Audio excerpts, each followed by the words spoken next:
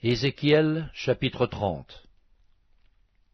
La parole de l'Éternel me fut adressée en ces mots. Fils de l'homme, prophétise et dis, ainsi parle le Seigneur l'Éternel. Gémissez, malheureux jour, car le jour approche, le jour de l'Éternel approche, jour ténébreux, ce sera le temps des nations. L'épée fondra sur l'Égypte, et l'épouvante sera dans l'Éthiopie, quand les morts tomberont en Égypte, quand on enlèvera ses richesses, et que ses fondements seront renversés. L'Éthiopie, Pout, Loud, toute l'Arabie, Koub, et les fils du pays allié tomberont avec eux par l'épée. Ainsi parle l'Éternel. Ils tomberont, les soutiens de l'Égypte, et l'orgueil de sa force périra. De Migdol à Sienne, ils tomberont par l'épée, dit le Seigneur l'Éternel. Ils seront dévastés entre les pays dévastés, et ces villes seront entre les villes désertes. Et ils sauront que je suis l'Éternel, quand je mettrai le feu dans l'Égypte, et que tous ses soutiens seront brisés. En ce jour-là, des messagers iront de ma part sur des navires, troubler l'Éthiopie dans sa sécurité. Et l'épouvante sera parmi eux au jour de l'Égypte, car voici, ces choses arrivent. Ainsi parle le Seigneur l'Éternel.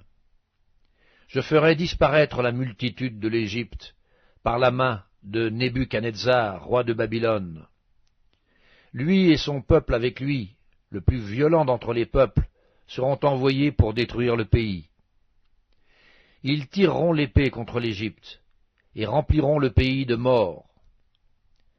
Je mettrai les canaux à sec, je livrerai le pays entre les mains des méchants. Je ravagerai le pays et ce qu'il renferme par la main des étrangers. Moi, l'Éternel, j'ai parlé. Ainsi parle le Seigneur l'Éternel. J'anéantirai les idoles, et j'ôterai de Noph les vains simulacres. Il n'y aura plus de prince du pays d'Égypte, et je répandrai la terreur dans le pays d'Égypte. Je dévasterai Patros, je mettrai le feu à Tsoan, et j'exercerai mes jugements sur No. Je répandrai ma fureur sur Sin, la forteresse de l'Égypte, et j'exterminerai la multitude de No. Je mettrai le feu dans l'Égypte. Sin sera saisie d'angoisse, No sera ouverte par la brèche, et Noph conquise en plein jour par les ennemis. Les jeunes hommes d'On et de Pi-Besset tomberont par l'épée, et ces villes iront en captivité. À Tachpanès, le jour s'obscurcira, quand j'y briserai le joug de l'Égypte, et que l'orgueil de sa force y prendra fin. Un nuage couvrira Tachpanès, et ses filles iront en captivité. J'exercerai mes jugements sur l'Égypte, et ils sauront que je suis l'Éternel. La 11e année, le 7e jour du 1er mois, la parole de l'Éternel me fut adressée en ces mots. Fils de l'homme, j'ai rompu le bras de Pharaon, roi d'Égypte. Et voici, on ne l'a point pansé pour le guérir. On ne l'a point enveloppé d'un bandage pour le lier et le raffermir, afin qu'il puisse manier l'épée. C'est pourquoi, ainsi parle le Seigneur l'Éternel. Voici, j'en veux à Pharaon, roi d'Égypte, et je lui romprai les bras, celui qui est en bon état et celui qui est cassé, et je ferai tomber l'épée de sa main. Je répandrai les Égyptiens parmi les nations, je les disperserai en divers pays.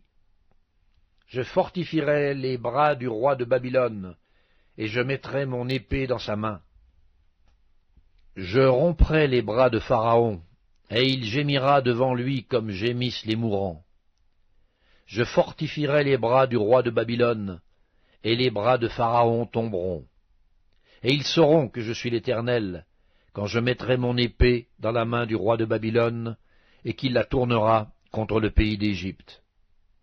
Je répandrai les Égyptiens parmi les nations, je les disperserai en divers pays, et ils sauront que je suis l'Éternel.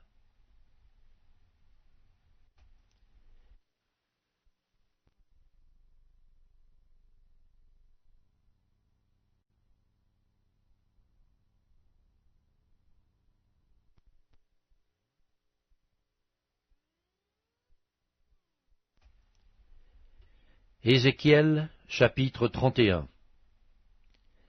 La 11e année, le premier jour du 3e mois, la parole de l'Éternel me fut adressée en ces mots.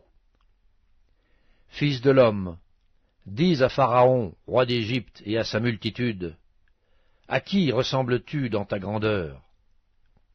Voici, la Syrie était un cèdre du Liban, ses branches étaient belles, son feuillage était touffu, sa tige élevée, et sa cime s'élançait au milieu d'épais rameaux. Les eaux l'avaient fait croître, l'abîme l'avait fait pousser en hauteur. Des fleuves coulaient autour du lieu où il était planté, et envoyaient leurs canaux à tous les arbres des champs. C'est pourquoi sa tige s'élevait au-dessus de tous les arbres des champs. Ses branches avaient multiplié, ses rameaux s'étendaient par l'abondance des eaux qu'il avait fait pousser. Tous les oiseaux du ciel nichaient dans ses branches. Toutes les bêtes des champs faisaient leurs petits sous ses rameaux, et de nombreuses nations habitaient toutes à son ombre. Il était beau par sa grandeur, par l'étendue de ses branches, car ses racines plongeaient dans des eaux abondantes. Les cèdres du jardin de Dieu ne le surpassaient point. Les cyprès n'égalaient point ses branches, et les platanes n'étaient point comme ses rameaux. Aucun arbre du jardin de Dieu ne lui était comparable en beauté. Je l'avais embelli par la multitude de ses branches, et tous les arbres d'Éden dans le jardin de Dieu lui portaient envie. C'est pourquoi, ainsi parle le Seigneur l'Éternel. Parce qu'il avait une tige élevée, parce qu'il lançait sa cime au milieu d'épais rameaux, et que son cœur était fier de sa hauteur, je l'ai livré entre les mains du héros des nations, qui le traitera selon sa méchanceté. Je l'ai chassé. Des étrangers, les plus violents des peuples, l'ont abattu et rejeté.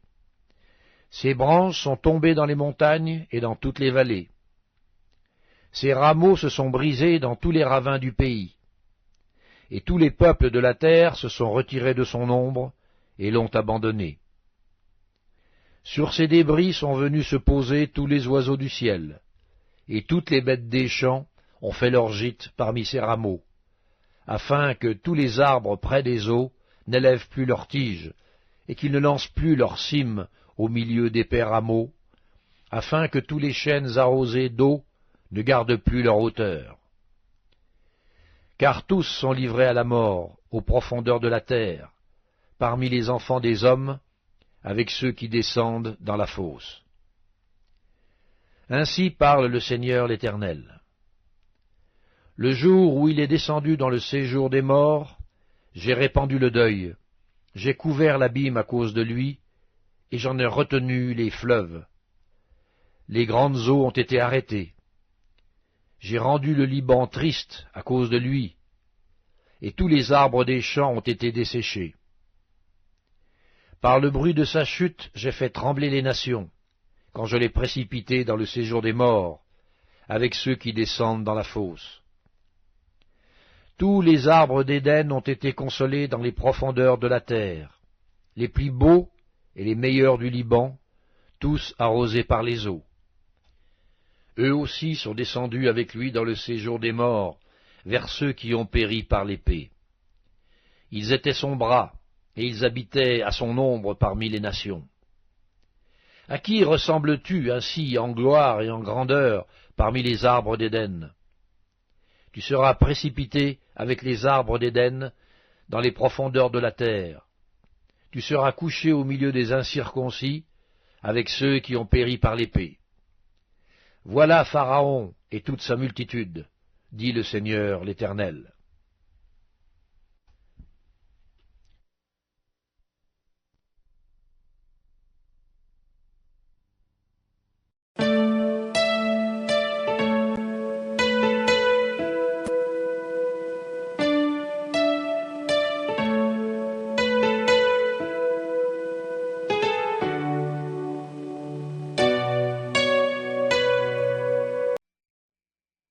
Deuxième épître de Paul à Timothée, chapitre 2. Toi donc, mon enfant, fortifie-toi dans la grâce qui est en Jésus-Christ. Et ce que tu as entendu de moi, en présence de beaucoup de témoins, confie-le à des hommes fidèles, qui soient capables de l'enseigner aussi à d'autres. Souffre avec moi comme un bon soldat de Jésus-Christ. Il n'est pas de soldat qui s'embarrasse des affaires de la vie, s'il veut plaire à celui qui l'a enrôlé.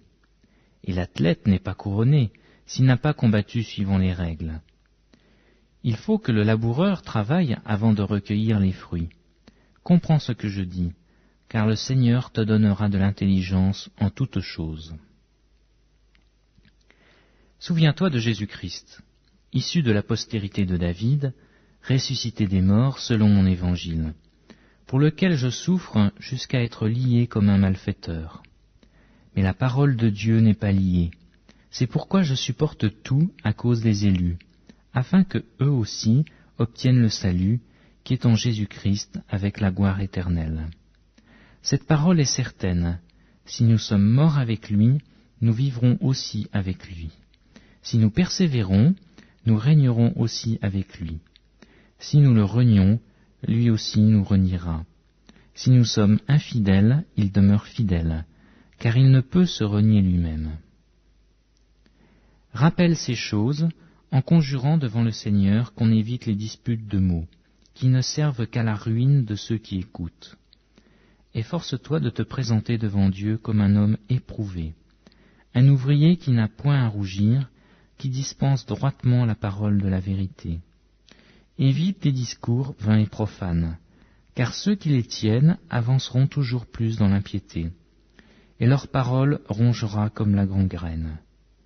De ce nombre sont Hyménée et Philette, qui se sont détournés de la vérité, disant que la résurrection est déjà arrivée et qui renversent la foi de quelques-uns.